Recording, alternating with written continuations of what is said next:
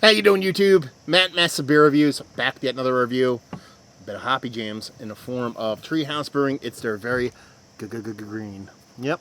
I have the one and only Steven. Thank you very much, brother, for dropping this off to me. We ended up just meeting up very quickly, first time in person. On my way home from Vermont, and he bestowed upon me a whole shit ton of Treehouse. We're going to drink it. So yeah, I've had green, I've had very green, but I haven't had very green. No idea what the ABV on this sucker is. Might say it on the can. Should have read that, but yeah. Just give it a pour. Let's see what she's got. We'll do a little reading after we give it a pour. Don't see an ABV. Ooh, vibrant, man. Crazy, crazy melon vibes.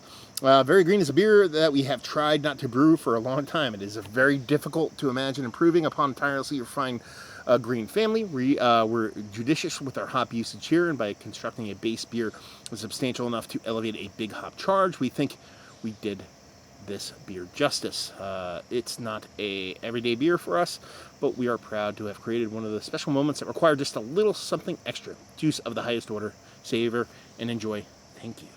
On the bottom we have Sofa King, not Sofa King, Sofa King green. Yeah.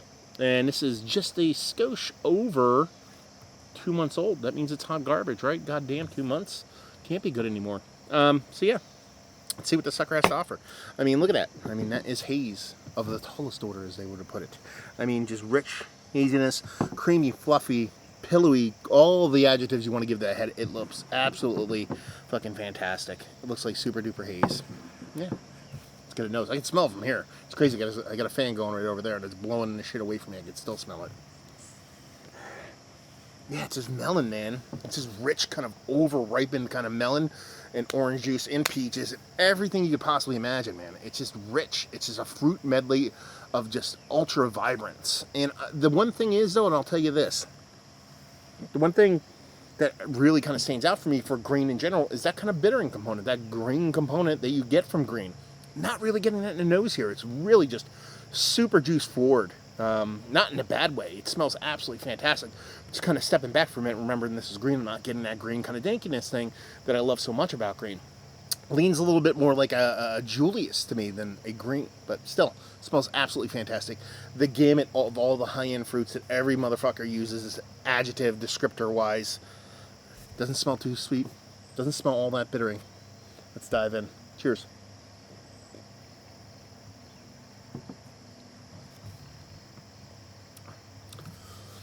Okay, so that green's definitely there. And it doesn't skew nearly as sweet as you think it is based off the nose. It's sweet, and there is a nice bittering component, and that green is there. But it doesn't taste like equal parts elevated, like you were talking about elevating green to another level, which you assume is going to happen with green, too very green, too very good green. It tastes like that. The greenness has risen a little bit, but not as equal as that fruit portion of the show. So you're just getting those rich, again, melons are leading the way. Melon, stone fruit, rich citrus kind of vibes, but all kind of underneath and propping up that big, huge, sweet, over-ripened kind of melon component.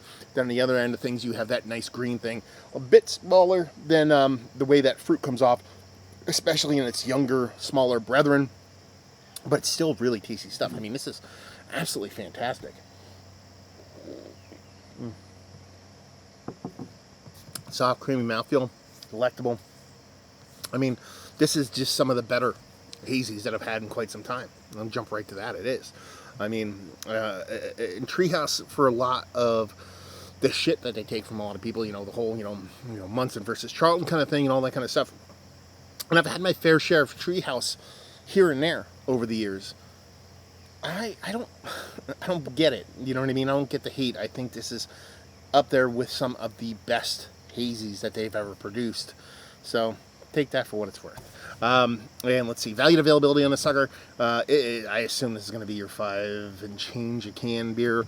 Brewery only, obviously. And then leave you with, if you like what we like, if you like new school haze. I mean, if you like hazies and you go, you know what, I don't like this.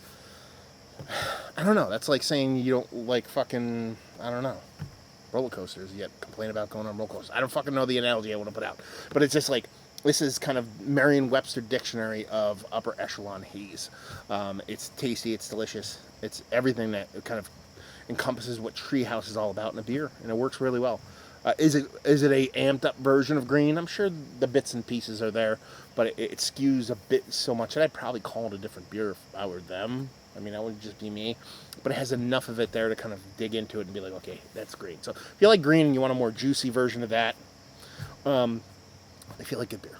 There you go. Another review in the books. Hopefully you guys enjoyed it. Down there if you want to talk about it. Massive Beers if you want to check me out doing the social media stuff. Beer Massive if you want to check me out doing the whole podcasting thing. And hopefully you guys enjoyed the review. Hopefully you're enjoying a nice little, very good green right now. And hope to see you next time. Cheers.